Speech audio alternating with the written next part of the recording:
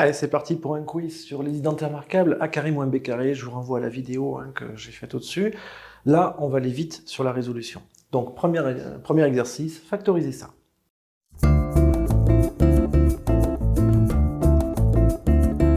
C'est bon? Alors, on y va tout de suite.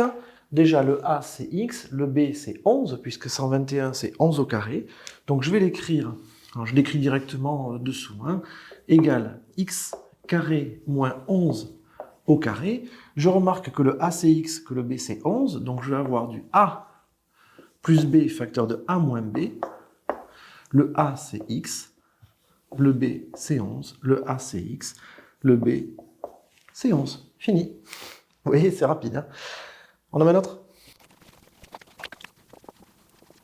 Réfléchissez à ça.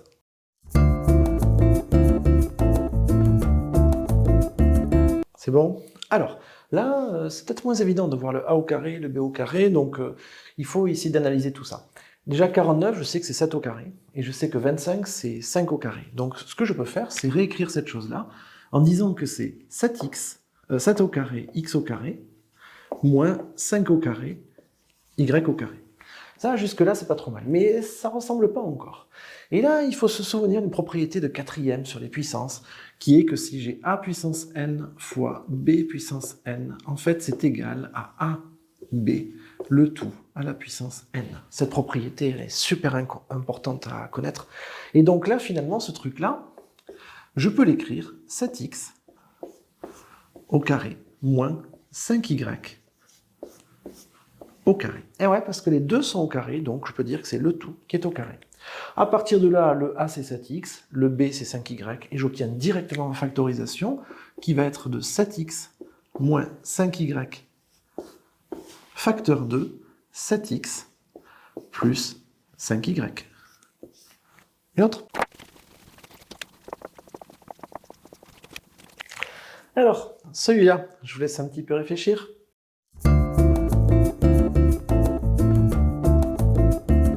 C'est bon? Alors, j'aurai besoin de plus de place, donc je vais revenir ici. J'ai pas de transformation à faire avant, tout ce que j'ai à faire, c'est avoir de la place, c'est tout, c'est simple.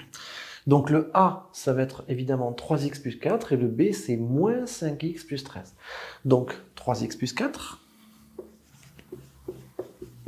Et je vous rappelle que le A, c'est 3x plus 4, c'est la totalité des 3x plus 4, donc on met des parenthèses, plus moins 5x plus 13. Ensuite, je vais avoir du 3x plus 4, moins, entre parenthèses, moins 5x plus 13. Alors évidemment, c'est un exercice de signes, il ne faut pas se tromper sur les signes. Alors, quand est-ce qu'on peut supprimer une parenthèse? Quand elle est précédée d'un plus. Autrement dit, celle-là ne sert à rien, celle-là ne sert à rien, celle-là ne sert à rien, et celle-là est utile. C'est exactement comme dans la vidéo, la vidéo de méthode. Donc, je vais me retrouver avec du... Puisque ça ne sert à rien, je peux peut-être... Bon allez, je vais mettre les étapes. Allez, 3x plus 4 plus... Alors, plus moins 5x, ça nous fera du moins 5x. On n'écrit jamais plus moins, c'est moche. Donc, moins 5x plus 13. Facteur de quoi? 3x plus 4. Alors, j'ai un moins devant la parenthèse, donc je dois changer tous les signes qui sont à l'intérieur de la parenthèse. Le moins 5x devient plus 5x. Et le plus 13 devient moins 13. Alors ça me donne quoi finalement ce truc-là? Eh bien, résultat final, 3x moins 5x moins 2x, plus 4 plus 13 plus 17. Et là je remarque que je n'ai pas de facteur commun, donc c'est final. 3x plus 5x, ça nous donne 8x.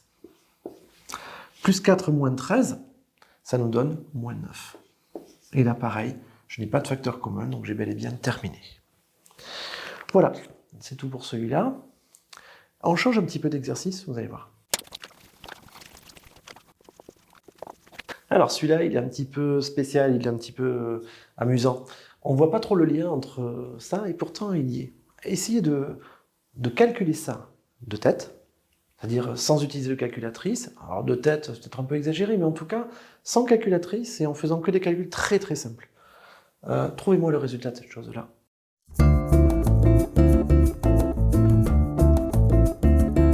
C'est bon? Alors, on y va.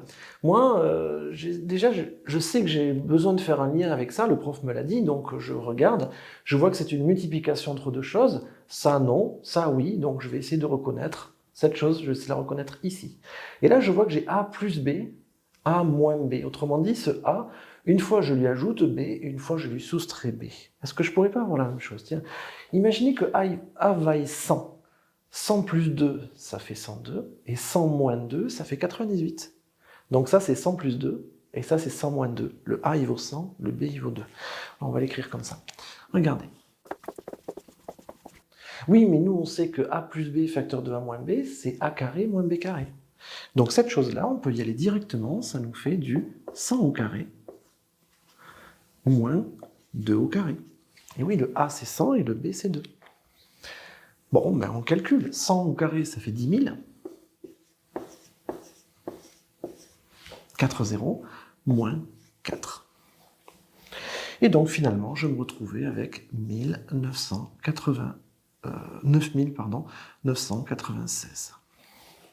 Voilà, je voulais terminer sur cet exemple-là qui était un moyen d'utiliser les identités remarquables sans utiliser de lettres de X ou de quoi que ce soit, et pourtant c'est quand même bien pratique. Vous pouvez très bien généraliser assez facilement, parce que si jamais on vous demande de calculer ceci, 1, 0, 0, 0, 0, 2 fois, alors j'ai combien de zéros? Alors là je suis à 100 002, donc je vais avoir 99 998, mais imaginez que je doive calculer ça. Essayez de le faire, vous allez voir, c'est pas mal. Bon, ça termine ce quiz. J'espère qu'il vous aura été utile et que vous aurez pu, comme ça, explorer un petit peu cette identité remarquable A carré moins B carré qui est terriblement importante. Au revoir.